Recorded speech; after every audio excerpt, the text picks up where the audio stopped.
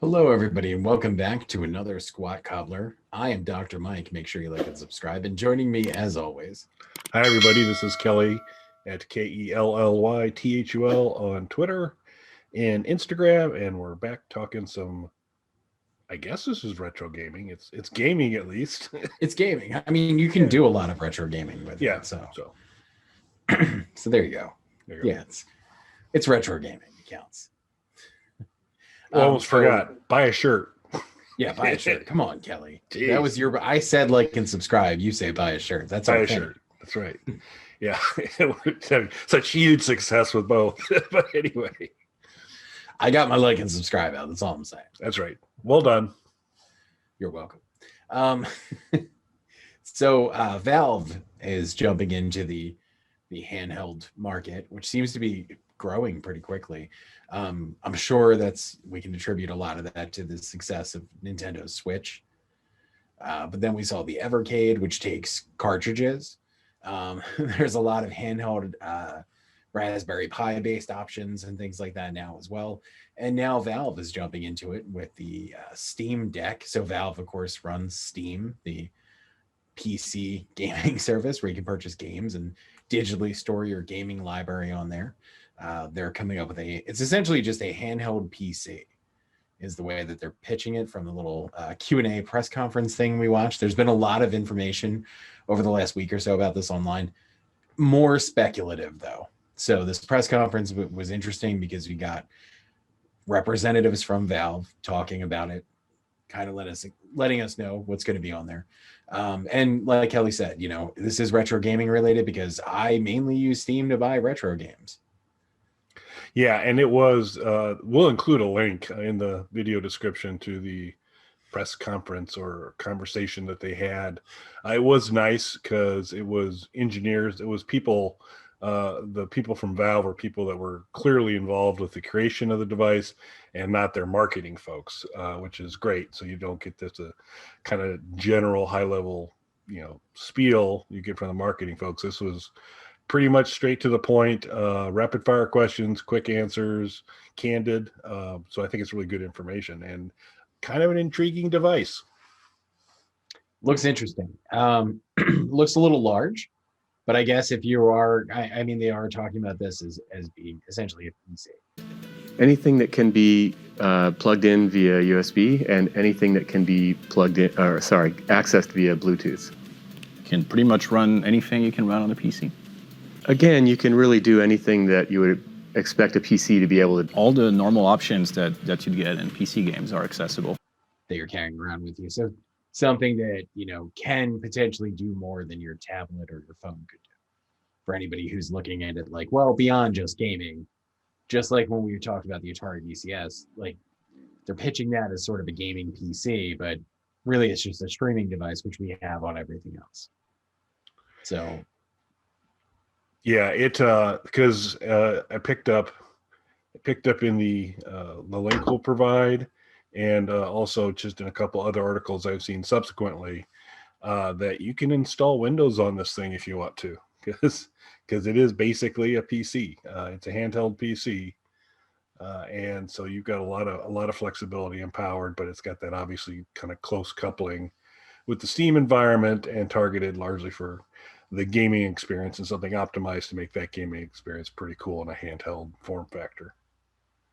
yes. Now, what about you? Now we've talked about, different handhelds and things like that. Is this something that would interest you given that it is more of a PC than just, a streaming device or just a handheld game device? And obviously gives you access to your Steam library and everything that's available on Steam. Yeah. I don't know, because I think the Switch it was very interesting too in the comments on the video we'll share. A lot of on the minds of a lot of the commenters was Nintendo Switch's OLED, the recently announced OLED version of the Switch coming out is kind of that next level thing. Well, this is a huge amount of greater extensibility. I mean, it acts like a PC in terms of USB extensibility, capabilities there. So, from a handheld perspective, and we've talked a little bit of this on previous shows, it's nice to have for me, for entertainment, for travel. When I'm doing some different types of things there, it's just like a way to, if I'm flying, kill some time in the airport, maybe on the plane, and do some of that. So just a platform that gives me good gaming options, which the Switch does. Certainly this would give me a lot more and a lot cooler gaming options than a Switch. But when you start to cross over into the PC side of it, well, I think it's super cool. You can put Windows on it and you can treat it, it's like, oh, we could maybe record Squat Cobbler using it because you can put the software on and do all of that. I'm like, yeah, but why? Although on occasion, I've had some struggles with this laptop doing some of our video work, and so maybe and I think it's coming in at $399 for the lower end model. The 64. So which has got some limitations, so it starts to kind of ratchet up.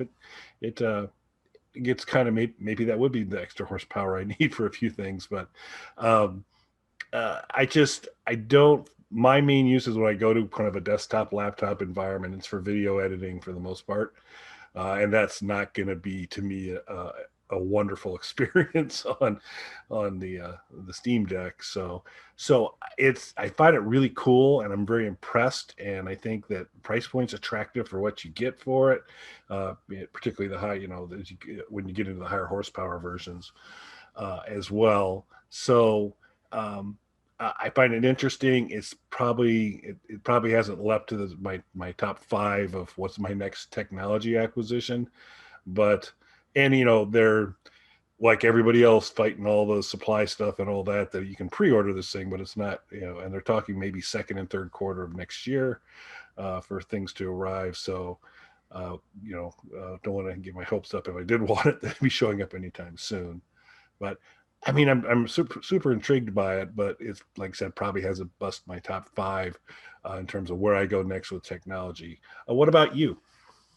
It's really intriguing. It's essentially like as just a handheld gaming device, it's expensive, that price point, because that puts you, especially if you really want to use some of the extra features, you're going to have to go to at least the second tier option of it, as they talked about. So that puts you well over where the Switch is, and way over an Evercade or something along those lines. So price point wise, it puts it right at the top of that. Now, if you think of it in terms though of essentially a gaming laptop, which is more of like a portable gaming laptop, is really more of what it is, then the price point makes a lot more sense. So I think I would have to weigh it against that. I'd have to see how Windows and things like that worked in the environment, because it's not like I can't just take my laptop with me somewhere and access my Steam account. Yep. I mean, that's true, and that's actually a better way to look at it too. I mean, because if it's like a lens of handheld gaming, it's busting the market price wise for that. Yeah. But if you look at it as an alternative to a gaming laptop, it's actually probably very cost effective. In terms of how it stacks up from there. It's just most for me, and I think if you're for the more serious gamers and folks doing that kind of stuff, I could see where this could even be of more interest. But there's only minimal amount of horsepower I need for Joust, and so I can get by. And that's the thing too. I mean, for retro gaming, it's overkill power wise. Yep. Yeah, but obviously for the current titles and stuff that folks are really kind of enjoying now, when you get into those really immersive environments, this appears like it can, particularly as you go up a tier or two and what they're going to offer, this looks like it's going to do the job. I mean, it definitely has more power than anything else on the market.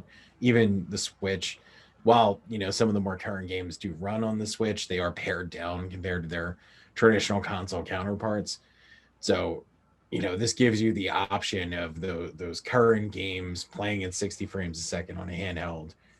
I mean, it's an interesting prospect, but for me to make that sort of investment, I have to think of this as a gaming PC. Yeah, makes a lot of sense. Yeah. So it'll be interesting to see how it plays out. Again, we've mentioned this kind of multiple shows. All this stuff is good news for us. We win when folks keep kind of coming out with slightly different versions of approaches and different form factors. It just gives us lots of choices, and depending on where you land in terms of what you want, this is interesting. So it's good. I'm glad you brought it up for us to talk about. Yeah, I think it's interesting. I would love to, if you guys want to leave comments, we would definitely love to hear your opinions on this. Is this something you guys are interested in? Is that price point too high? I think the price point is high if you think of it just as a handheld gaming console, when you can get the most popular on the market right now, the Switch, for much less than the higher tier versions of this. And if you're just strictly looking at for the retro gaming, Evercade is, a third of the cost for the Versus. So yeah. Before we wrap up, any thoughts on the kind of joystick placement on this? Because as opposed to what we're used to, I think in looking at most handhelds, this has got the joysticks at the top. It reminds me. So it looks like it could be awkward. That is one thing, and that is something that was asked about in the rapid fire questions. They said they felt in testing that it didn't make any difference on it. So I don't know if anybody watching this has ever played the infamous Atari Jaguar. The Atari Jaguar's controller looked like somebody duct taped 15 cell phones together. And it looks like the old adding machines they would have in a bank. It is giant, it is heavy, and there is like 15 or 16 buttons on it. Because there's a full number pad, which I believe 2 games actually used it anyway, and it was just to like switch weapons. And then you have your regular joysticks at the top, just like this, and then trigger buttons and things like that. It was incredibly awkward to hold, not easy to use playing games. Weirdly, that's not what the Jaguar is infamous for. It should be. That joystick is an abomination. That controller, go look it up if you've never seen it before. The most ridiculous thing I've ever seen. So I didn't necessarily mind. One of the things that people were talking about in one of the rapid fire questions that they were asked was the placement of the analog sticks being in line with each other as opposed to offset the way that they are on the Xbox controller, which a lot of people, because of its multi-use on PC as well, is a controller that's been widely adopted by a lot of people.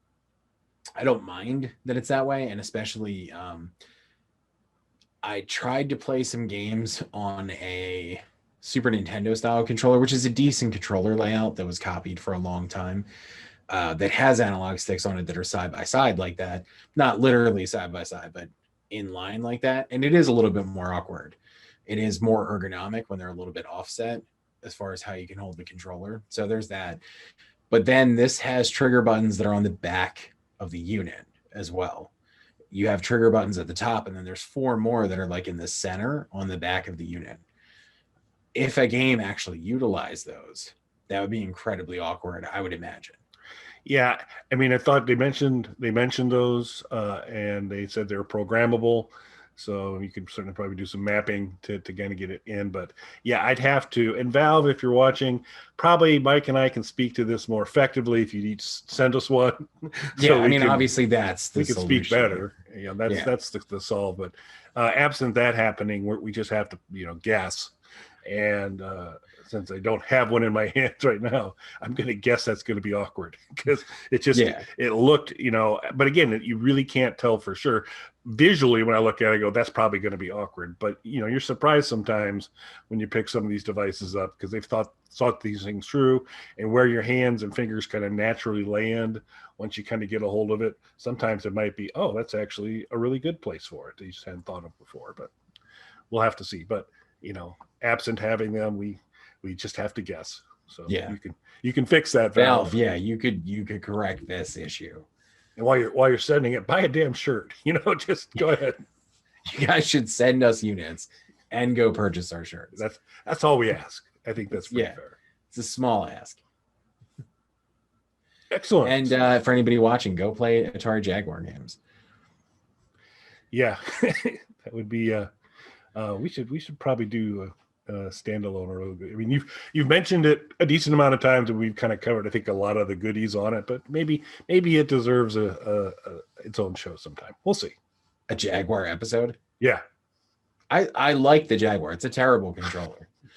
but I like the system. There was good games. Yeah, there's probably some good history stuff and some things we could do there. We'll see, but we'll figure that out. But we just wanted to kind of check in, talk about this. It's interesting. Be very interested in the comments if you folks want to kind of share what your thoughts were, whether this is something that's really caught your eye or not. A little bit of what Mike and I talked about is: are you viewing this as a high-end handheld or a pretty good quality, highly portable gaming laptop? So be interested in your thoughts. Let us know. Thanks for listening, everybody. Thanks.